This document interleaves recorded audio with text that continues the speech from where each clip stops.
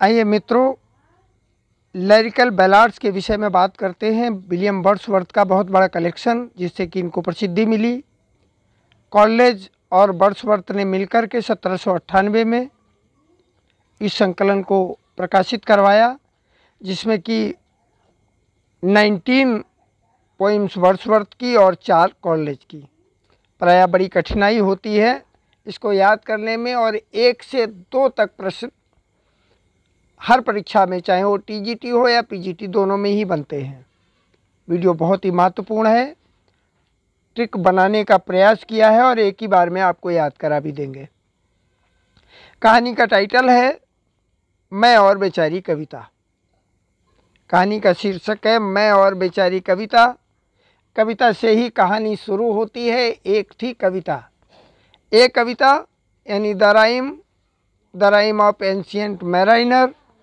कविता से ही कहानी शुरू होती है। एक आपको याद हो चुकी है कि कविता से कहानी शुरू हुई, और ये कॉलेज की थी। इतना भी आप माइंड में रखिएगा कि ये जो कविता है ये कॉलेज से रिलेटेड है। कहानी आगे बढ़ती है। इस कविता का पालन पोषण करने वाली इसकी एक फॉस्टर मदर भी थी। फॉस्टर मदर मीन्स होता है धाय माँ। इसकी एक धाय माँ भी थी, क्योंकि कविता बेचारी अनाथ थी। इसका पालन पोषण जो किया गया फॉस्टर मदर के द्वारा।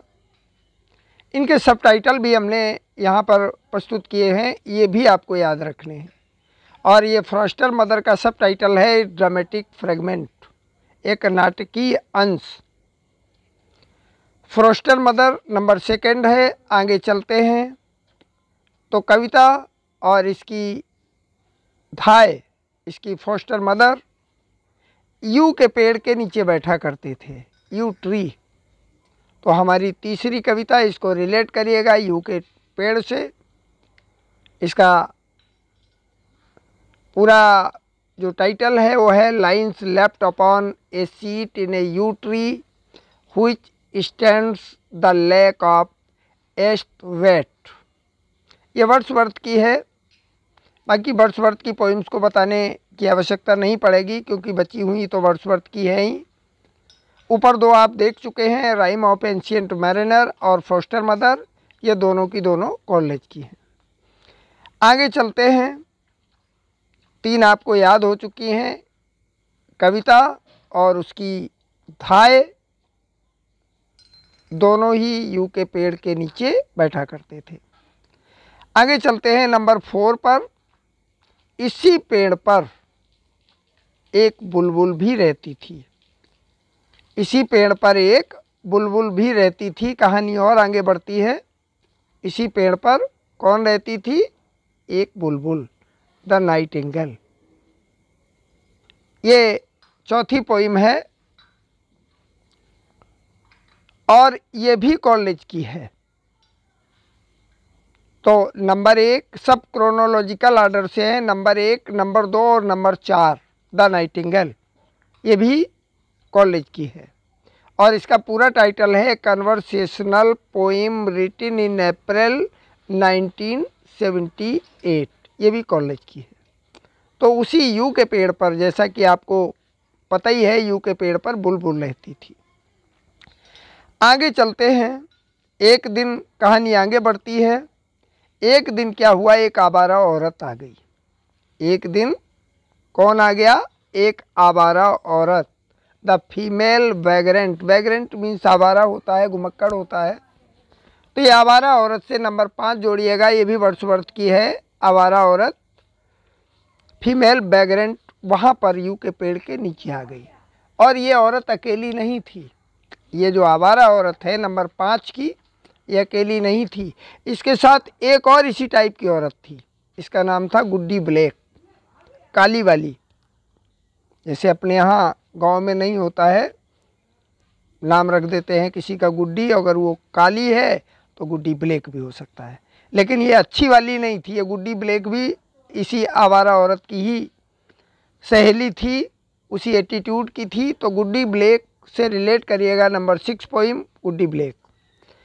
और इसका एक साथी भी था, हैरी जिल। इसका टाइटल थोड़ा लंबा है। गुड्डी ब्लेक का जो टाइटल है, गुड्डी ब्लेक एंड हैरी गिल इस पोइम का नाम है। गुड्डी ब्लेक से इसको रिलेट करिएगा। इसका पूरा टाइटल है ए ट्रू स्टोरी, एक सच्ची कहानी।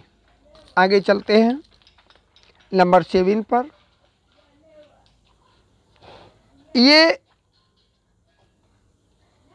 जो ऊपर राइम थी, कविता थी और उसकी धाय, ये दोनों मेरे घर में शरण मांगने के लिए आए, क्योंकि धाय के पास भी अपना कोई ठिकाना नहीं और कविता बेचारी तो अनाथ थी।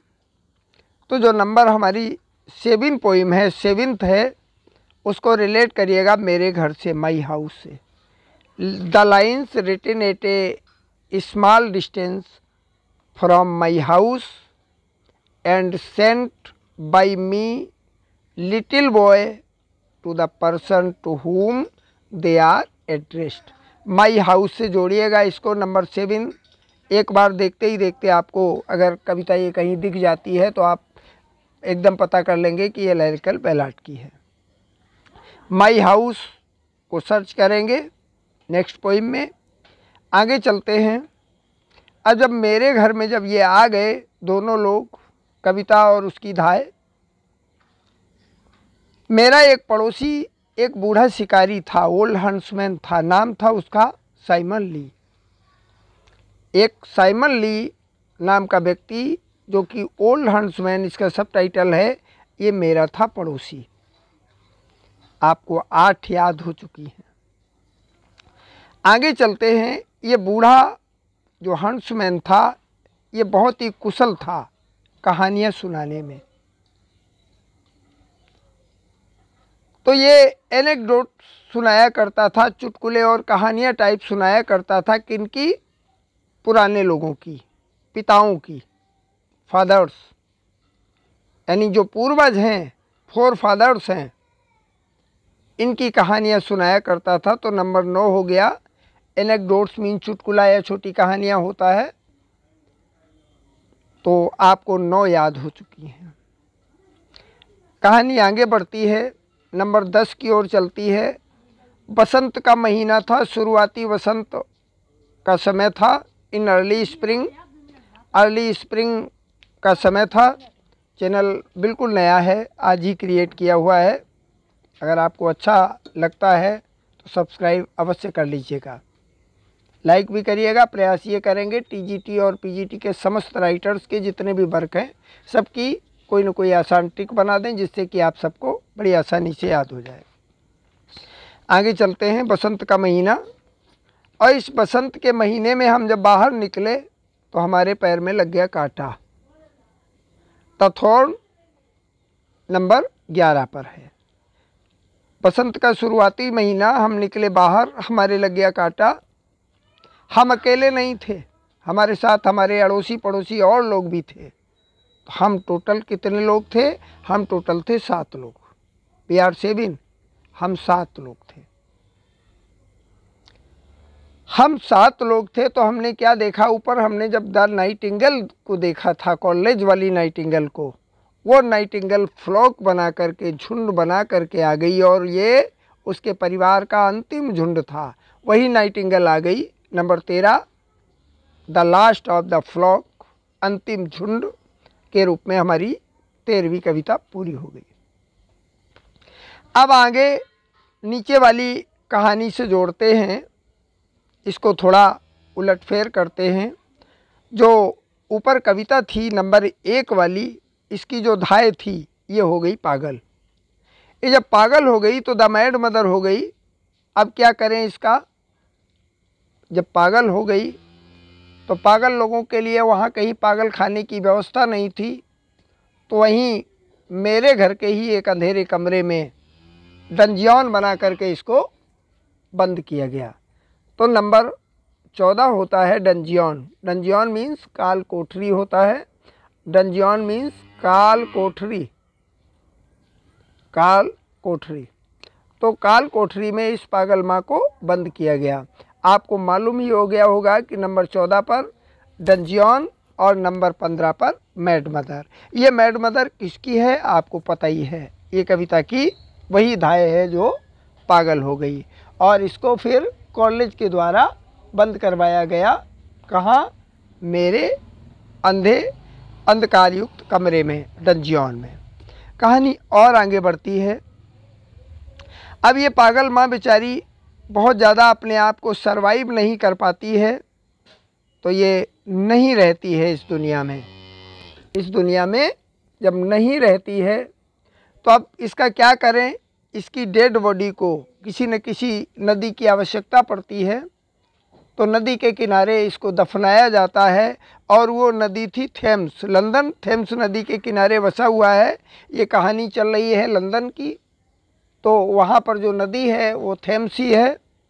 तो नेक्स्ट जो पोइम वर्ड्सवर्थ की है वो इस तरीके से है, the line written near Richmond upon the Thames at evening.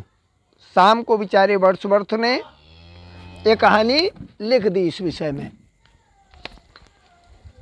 एक कहानी लिख दी बेचारी पागल माँ की कहानी ख़त्म, क्योंकि इसको दफना दिया गया द थेम्स के किनारे। आपको 16 याद हो चुकी हैं। आगे चलिएगा। अब कहानी और आगे बढ़ती है। हमारे पड़ोस में एक इडियट बॉय रहता था, एक ऐसा लड़का जो पर्याप्त यानी बहुत शरारती, बहुत दुष्ट टाइप का एक लड़का रहता था।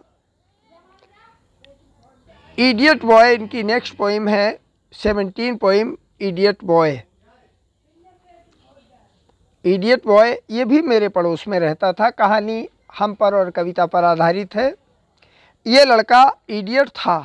जो इडियट होते हैं, कम बुद्धिमान होते हैं, ये किसी से भी तर्क वितर्क करके, कुतर्क करके अपना समय बर्बाद करते हैं। तो देखिएगा, ये इडियट बॉय हमेशा ही एक्सपोस्टुलेशन एंड रिप्लाई, वाद विवाद, एक्सपोस्टुलेशन मीन्स होता है वाद विवाद, और प्रत्युत्तर इसमें व्यस्त रहता था। नेक्स्ट पोइम 18 है इनकी, द एक्सपोस्टुलेशन एंड रिप्लाई। साथ ही साथ ये पर्याप्त बुद्धिमान नहीं था। माँ बाप जब ज़बरदस्ती करते थे तो ये पढ़ता लिखता नहीं था, टेबल अपनी उल्टी कर दिया करता था। ये इडियट बॉय कैसा अपनी टेबल को कैसा कर दिया करता था? पलट दिया करता था। तो टेबल टर्न इनकी 19 पोइम है। 19वीं यानी ये इडियट लड़का तर्क कुतर्क करता था, एक्सपोस्टुलेशन एंड रिप्लाई, और साथ ही सही प्रकार से नहीं पढ़ता था। पढ़ता था तो मेज को पलट देता था, मेज को पलट देता था। आगे चलते हैं। एक दिन क्या हुआ, मुझे एक बूढ़ा आदमी मिला, और वो भी यात्रा करता हुआ घूम रहा होगा कहीं। तो ये बूढ़ा आदमी मुझे मिला, ओल्ड मैन ट्रेवलिंग इनकी नेक्स्ट पोइम है। बूढ़ा आदमी यात्रा करता हुआ मिला, और इस बूढ़े आदमी ने मुझे एक कहानी बताई। वो कहानी इस प्रकार थी, बूढ़े आदमी की कहानी, कि भारत में महिलाओं के प्रति बड़ा अन्याय हो रहा है। भारत में महिलाओं के प्रति बड़ा अन्याय हो रहा है, और यहाँ इन इंडिया, एक सेकंड ठहरिएगा, इंडिया में प्रायः ये होता है कि भारतीय नारियों को उनके पतियों द्वारा त्याग दिया जाता है। ये बूढ़े आदमी ने कहानी सुनाई। For second Indian women, for second Indian women इनकी 21 वर्ड्सवर्थ जी की 21वीं कविता। अब लेकिन ऐसा समय नहीं रहा, किसी समय इनको छोड़ दिया जाता था, त्याग दिया जाता था, पतियों द्वारा परेशान किया जाता था। लेकिन अब आज ऐसा नहीं है। आज अगर ऐसा करेंगे तो आप अपराधी बनेंगे, कन्विक्ट। कन्विक्ट इनकी अगली पोइम है। ये बूढ़े आदमी की कहानी है, कन्विक्ट इनकी अगली पोइम है। अब आगे चलते हैं, इस कहानी को और आगे ले जाते हैं। नेक्स्ट पोइम पर यह कहानी ख़त्म होने को है। तो इस अपराधी को टिंटरनेवे बड़ा सुंदर जगह है, वहाँ जाने का मौका नहीं दिया जाता कभी। इनकी जो अंतिम कविता है वहाँ केवल वर्ड्सवर्थ जाते हैं, कई बार जाते हैं, आप सबको पता ही है 3 बार जाते हैं। एक बार 1793 में सेकेंड टाइम, उसके 5 साल बाद 1998 में, उसके बाद में 1798 में, और उसके बाद में 1841 में 3 बार वहाँ जाते हैं। लेकिन इस अपराधी को वहाँ जाने का कोई मौका नहीं। लास्ट इनकी जो पोइम है, lines written a few miles above Tintern Abbey on revisiting, ये इसका पूरा टाइटल है। Lines written a few miles above Tintern Abbey on revisiting the bank of Wye during a tour, इसका पूरा टाइटल है, याद करना पड़ेगा आपको, ए टूर जुलाई 13, 1978। इस तरीके से ये बड़ी सुंदर तरीके से नरेट करने का प्रयास किया है। वीडियो 2-3 बार सुनेंगे तो लिरिकल बैलाड्स आपका कंप्लीट हो जाएगा। आप लोगों से आशा करेंगे कि आप लोग चैनल को सब्सक्राइब कर लीजिएगा। जैसा कि मैंने उल्लेख किया, चैनल एकदम नया है, अभी आज ही क्रिएट किया हुआ है।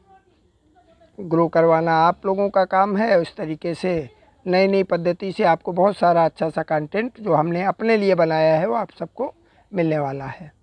वीडियो सुनने के लिए बहुत बहुत धन्यवाद।